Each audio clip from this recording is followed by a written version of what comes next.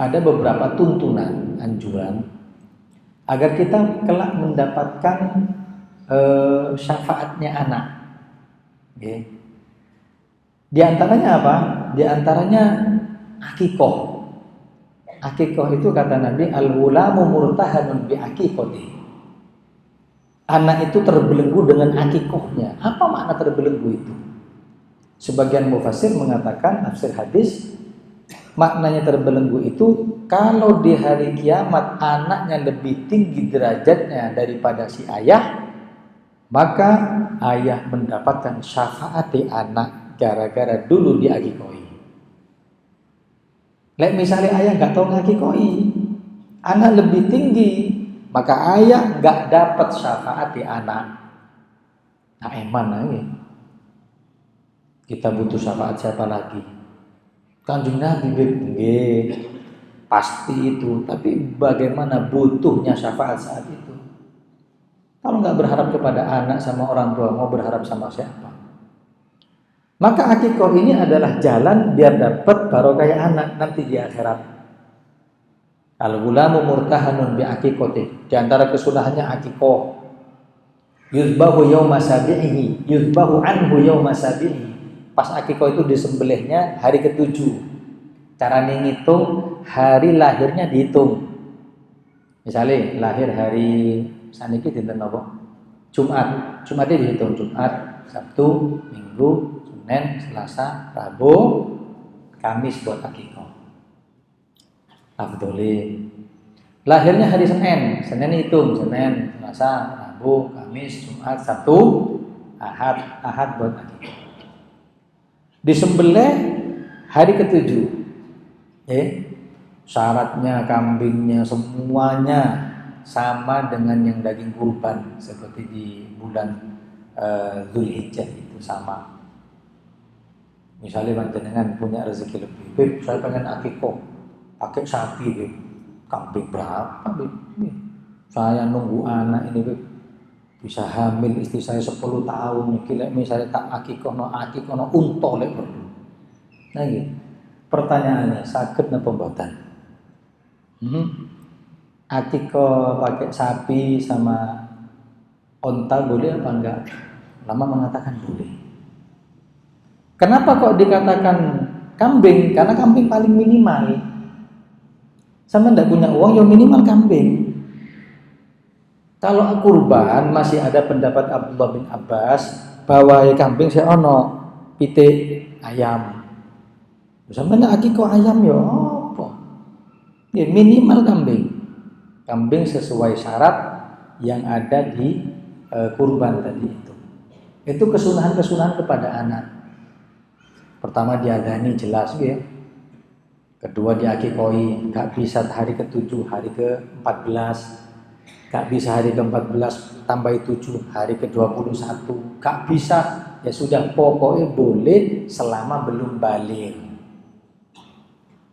Kalau sudah balik, kesunahan mengakikoi anak sudah gak ada, tapi boleh anak mengakikoi dirinya sendiri. Berapa sih akikoh? Ya. Kadang orang itu kan temenan ngomongnya gini, yo Islam yo paksaan. Wah, aku anakku sesar entek 20 juta. Suruh akikoh malah piro? Selawe yo merugikan. 25 juta itu sedikit menurut saya. Bagaimana mahalnya anak itu, kalau pengen tahu jangan tanya kepada orang yang bisa punya anak. Yo gampang. Ini kita yang biasa alhamdulillah dikasih anak yang lancar, kadang tiap tahun anak. Pengen tahu regone anak, tanya kepada orang yang belum punya anak.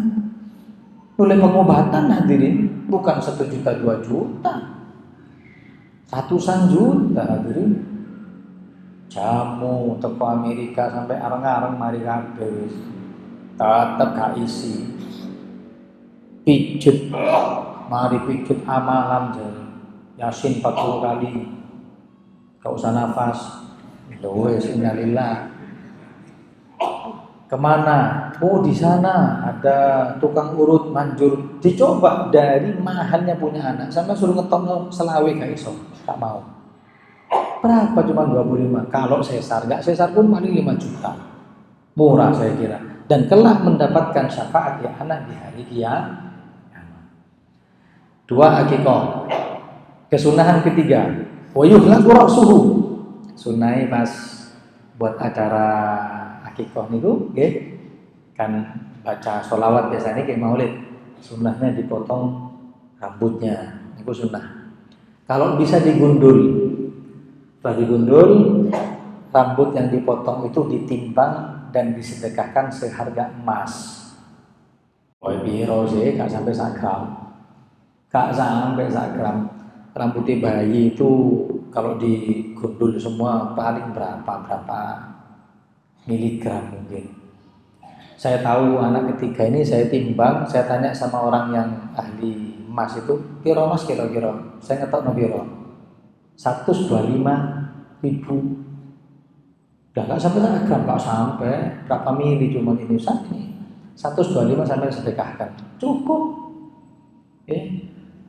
Kalau dibuat seperti sholawatan ibu, tabarukan satu motong, gak apa-apa, boleh.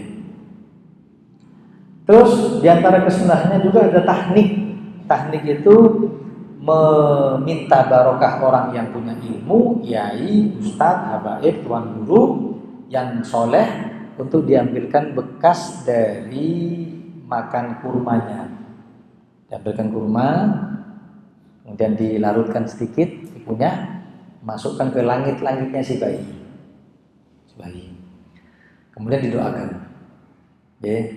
Biasanya kalau ulama doa, monggo panjenengan mungkin bisa ngamalakan. Dada itu dibaca alam nasroh. Alam nasroh laka sadrak wa wada'na anka wizrak alladhi anqadha dhahrak wa rafa'na laka dhikrak fa inna ma'al usri yusra. Inna ma'al usri yusra fa idza faragta fansab wa ila rabbika farghab. Jangan pernah mengatakan cek sabar, ojo. Kenapa? Kalau panjenengan minta anak menjadi sabar, berarti minta anak kena musibah terus. Karena gak mungkin punya sabar kecuali musibah diisi. Kan gitu. Ayo siapa tahu orang bisa sabar dikatakan sabar? Setelah diuji baru sabar. Kapan orang itu bisa dikatakan syukur? Kalau punya nikmat. Kan gitu. Terus apa tujuannya? Hati ini resik, hati ini selamat dari hal-hal yang dimurkai oleh Allah Subhanahu wa ta'ala. Kemudian sunnah mendoakan anak dipegang ubun-ubunnya. Ini anak yang belum balik nih. Sampun SMP sama gak usah. Soalnya dewe ya. Jadi ubun-ubunnya dipegang, kemudian dibacakan inna anzalna. Caranya gini, ini amalannya para ulama salaf, pegang di pangku sambil dipegang. Inna anzalnahu fi lailatul qadri wa ma adraka ma lailatul qadr. Lailatul qadri khairum min alfi syahr. Tanazzalul malaikatu war-ruhu fiha bi rabbihim min kulli amr. Salamun. Ucapan salamun diusapkan sekujur badani anak.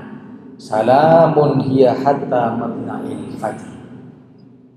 Barang siapa yang melakukan seperti itu, Allah jaga anaknya sampai besar dari melakukan perbuatan dosa besar. Terjaga dari perbuatan zina, judi, minuman keras, membunuh dan segala macamnya. Jadi ucapan salamun hiya hatta matla'il fajr itu diucapkan kepada seluruh badannya anak. Mugi-mugi barokah. Amin Allahumma. Kemudian setelah itu tahnik. Jadi saya ingatkan tahnik. Kalau memang panjenengan boten turun dengan sunnah Nabi, nggak apa-apa karena ini sunnah. Nggak dilakukan nggak ada masalah. Tapi menghina jangan. Loh, saya pernah teman saya SMA punya anak minta nama, setelah itu tak kasih anjuran tahnik. Karena orang kesehatan ngomongin ini. Iya nek kiai ini gak ono penyakit ya apa kan bisa menular sama anak saya lah kan. Lek panjenengan boten purun, tinggalkan sunnah. Tapi menghina sunnah Kanjeng Nabi ojo, bahaya. Karena menghina sunnah Kanjeng Nabi berarti menghina Kanjeng Nabi.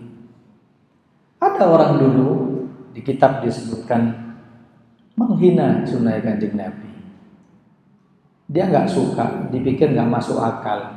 Akhirnya Allah kasih azab kepada dia. Jadi ada hadis di kitab hadis sahih itu disebutkan begini: barang siapa yang bangun tidur, kemudian dia ingin berwudu, jangan langsung mencelupkan tangannya ke bak mandi, tapi cuci dulu di luar. Terus dawuh Kanjeng Nabi, fa innahu la yadri aina batat yadahu, karena dia nggak tahu semalam tangannya kemana. Ya, kan kita nggak tahu garuk-garuk yang ini, yang mobil, yang segala macam. Makanya sunai cuci tangan di luar, baru celupkan ke kamar mandi. Orang ini bukan turun, ngomongin ini, oh hadis apa iki, hadis palsu iki. Aku loro, tanganku ditahu aku. Nek turu aku yang ini tok, bangunnya yang ini. Hadis gak bener ini. Diperingatkan ojo loh mas, ya hadis sahih. Loh tapi gak masuk akal. Lek perlu gini aja, saya dicoba. Nanti saya mau tidur itu tangan saya diikat. Lah enak. Aku tangi, tangan saya tetap diikat. Dan apa aku cuci tangan di luar? Langsung tak masuk no. Diingatkan ojo loh mas, itu sunnah Kanjeng Nabi. Enggak, coba. Dicoba itu. Tangannya diikat, tidur. Subhanallah, apa yang terjadi? Setelah bangun, yang sewu, tangannya, sepergelangan tangan ini masuk ke lubang tubuh. Diadab sama, bukan satu jari, sama ini loh. Yopo garuke, ngempuh, adab, siksa. Karena panjenengan tidak mencela sunnahnya, tapi panjenengan mencela orang yang mengucapkannya, Nabi Muhammad SAW. Mungkin barokah, mudah-mudahan selamat. Mudah-mudahan Allah beri kepada kita kemampuan mendidik anak dan mengenalkannya dengan sunnah Nabi Muhammad SAW. Amin ya rabbal alamin. Rabbana